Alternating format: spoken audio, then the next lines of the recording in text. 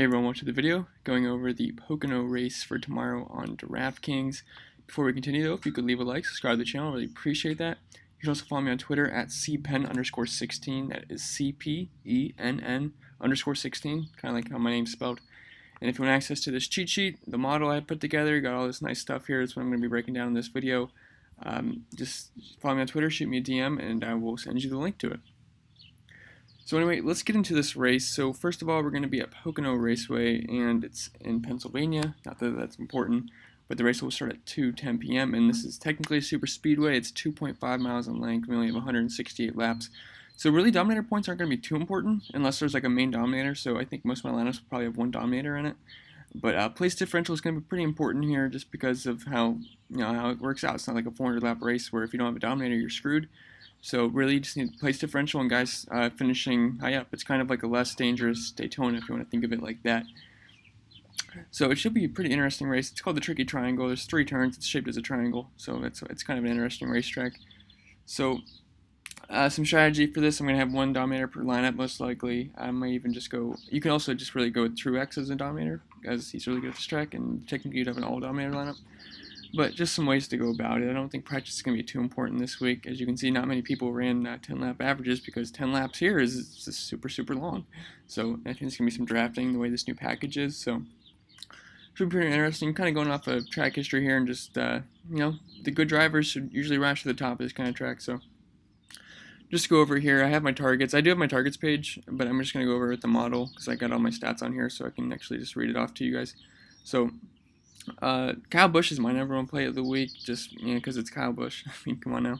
And he's 11,400, and he's the main dominator. He qualified second. William Byron's going to be first, so I don't think William Byron is going to be much of a hassle for Kyle Busch. He should be able to pass him here. I know, not many people ran practice, but he was first in the 10 lap. He's got the fastest car like usual. And past 4 races, I do my history off the past 4 races because things change after a few years, but. So he's past 4 races, he's got an average finish of 3.5 here, which is incredible, just second to Kevin Harvick. Best driver rating at 130.5. He's got 2 wins, 3 top 5s, 4 top 10s, 4 top 20s, 239 laps led. So really, he checks all the boxes here. He's been absolutely fantastic. Lowest finish of 9 here, and I got to think he's going to lead some laps and probably win this race, if not Harvick or Truex, but or even Brad Keselowski. But really like Kyle Busch this week as my #1 play. And then just going down the list here. Well, let's just group it by dominator. So another dominator like is Kevin Harvick. He's 10,500 and he's qualified 11th. So we actually have some place differential upside here as well. And again, he's been fantastic here. Arguably maybe the best driver here. But Kyle Busch has the 2 wins. So I guess you could say he's been second best, or maybe even third to Martin Truex. But nonetheless, absolutely fantastic. Average finish of 122.5 driver rating, which is second out of all these guys. He's got no wins in the past 2 races, but past 4 races, and he's got 4 top 5s, 4 top 10s, and 4 top 20s, and 119 laps led. So he's been fantastic here. So definitely like Kevin Harvick, and his lowest finish he has here in the past 4 races is 4th. So you got to think he's going to have a really strong showing here, and a decent price tag as well. And then Brad Keselowski to round off the dominators. So he's got a nice. One second. Now in practice he was very good. Second in the 10 lap. As I said, though, I'm not looking too much into practice, but just a little bit. And the average finish is skewed because he does have a DNF here, so it would be higher. But he's been very good here. 100 driver rating, 3 top 5s, 3 top 10s, 3 top 20s, and it would be probably 4s across the board, but he did crash out of a race. So other than that, he's been absolutely fantastic here. As you can see, a low finish at 38. So that's what really skewed this, but he's been fantastic. So definitely like Brad Keselowski a lot.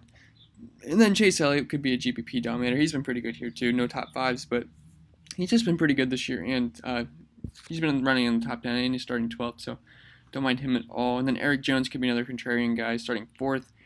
He's been pretty good here. 100 driver rating, 2 top 5s, 3 top 10s, 3 top 20s. So he's been pretty good. He's led some laps as well. Not many, but 35. So I don't mind Eric Jones as maybe a contrarian dominator, but it's pretty contrarian. I don't think I'm not going to make him a staple in any of my lineups at all, but just saying.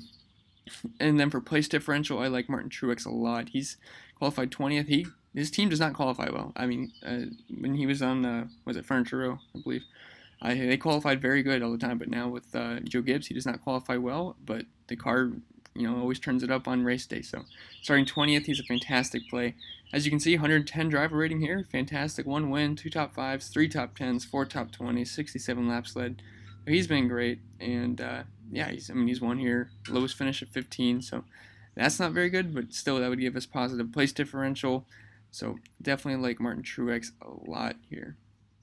It's just a matter if you can afford him, and technically he could be a dominator. I mean, it wouldn't surprise me if he ended up getting up front at some point, because that's just what he does. And then also I like Ryan Blaney a lot. He was decent in practice, 6th in the 10 lap. And if we go over to here, he has an average finish of 12 here, 90 driver rating, so it's not bad. He does have a win here as well.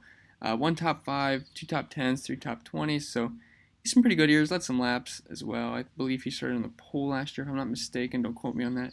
But definitely like Ryan Blaney, 8,900, good price tag for him, because recently he's been near the 9K, 10K range for a few races, so getting a nice bump down here in price. And then Kurt Busch I like as well, starting 21st. I think these two guys are going to be pretty popular, but he's been great this year.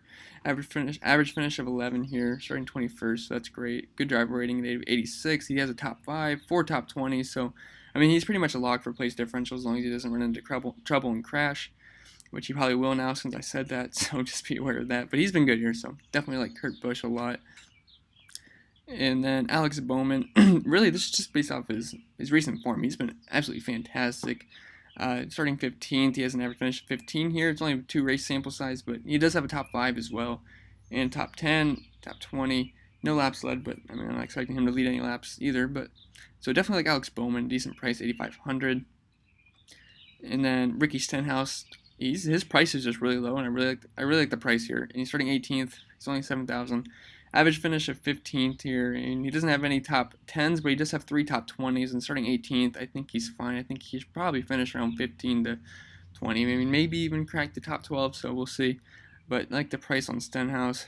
And then for the cheapos, a lot of good cheap options for me this week. I like Ty Dillon, Ryan Preece, Michael McDowell, David Ragan. I'm not going to really go over their stats because they're just cheapos, so you only have to go into depth there, but I do think they're good plays at their prices. And my favorite probably being David Ragan. He does have an average finish of 20 here in the past 4 races and 2 top 20s, so I like David Ragan a lot, but all these guys are good plays. Don't have to go really in depth on there. And Corey LaJoie and Matt Tifft, really the back markers I don't mind. They're just so cheap, and LaJoie's been pretty good this year. He had a really good race last week, so I can see him being popular again because he's been showing some speed this year. And not playing any of these guys. And then for the fades, the usual fades almost every week for me, William Byron, Austin Dillon. Just not a fan of those guys, and they're starting too high, and William Byron does not stand a chance versus Harvick, Kyle Busch, or Martin Truex if they all get up there, or Brad Keselowski. So I think he's going to drop.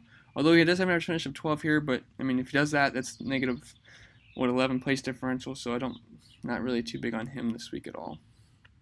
I don't think I missed anyone. If I did, sorry, but anyway, so my targets here, we'll just go over the target sheet really quick. I mean, I have it listed here, so I'm not going to just repeat myself, but if you want to take a pause of this and just take a look over it, you can. And my example lineup, you're going to want to pick one dominator, the rest place differential, and then probably just one cheapo. Probably don't want to go 2 cheapos this week. It might be able to work if you can, but probably not optimal. But you never know with NASCAR. So example lineup for me could be Kevin Harvick as a dominator, Ryan Blaney, Kurt Busch, Stenhouse, and Bowman as place differential plays, and David Ragan is my cheapo. And that's really a pretty good cheapo too. I mean, it's not like a dirt back marker kind of guy. So David Ragan can hang. So definitely like those guys. If you have any questions, feel free to comment below. I do a write-up on Reddit if you want to check that out. It'll probably be out later today. But yeah, anyway, remember to leave a like, subscribe to the channel. Really appreciate that. If you enjoy the NASCAR content, we've been doing pretty well this year, so hope to keep that up. Yeah, if you have any questions, like I said, comment below. Follow me on Twitter at cpen_16. And if you're playing baseball today, good luck in baseball. And if you're in the middle of UFC right now, hope you're doing well in UFC because I believe that's going well. All right, guys, see you probably tomorrow, and good luck.